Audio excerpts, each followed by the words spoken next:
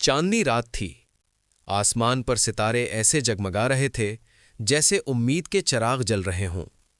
गांव के किनारे एक टूटी हुई झोपड़ी के बाहर एक गरीब मगर साबिर मुसलमान बैठा था। उसका नाम सलीम था।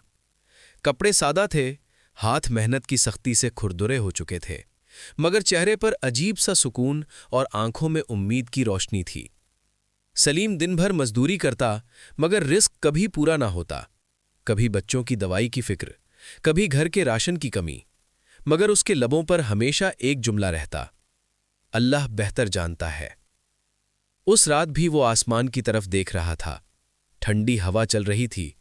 उसने आहिस्ता से हाथ उठाए और कहा, या अल्लाह, मैं कमजोर हूं मगर तेरा वादा सच्चा है। तू सब्र करने वालों के साथ है।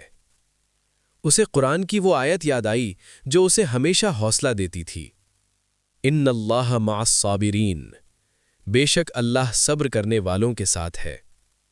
उसी लम्हे उसका छोटा बेटा बाहर आया और बोला, अब्बा जान, क्या हम कभी अमीर होंगे? सलीम मुस्कुराया, बेटे के सर पर हाथ रखा और कहा, बेटा, असल अमीरी दिल की होती है।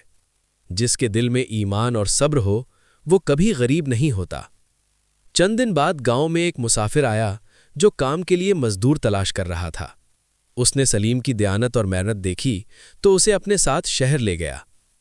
आहिस्ता आहिस्ता सलीम की हालत बदलने लगी।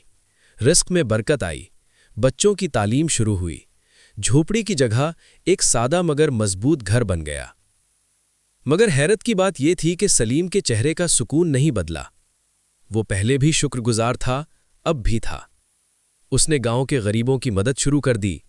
जब कोई उससे उसकी कामयाबी का राज पूछता तो वो सिर्फ इतना कहता, मैंने हालात को नहीं, अल्लाह पर यकीन को मजबूत रखा। चांदनी रात फिर आई। सलीम अपने नए घर के सहन में बैठा आसमान की तरफ देख रहा था। आंखों में वही नमी, दिल में वही आजिज़ी। उसने सर झुकाकर कहा, या अल्लाह, गुर्बत में भी तेरा शुक्र था, खुशहाली में भी तेरा शुक्र है। असल दौलत तेरा साथ है।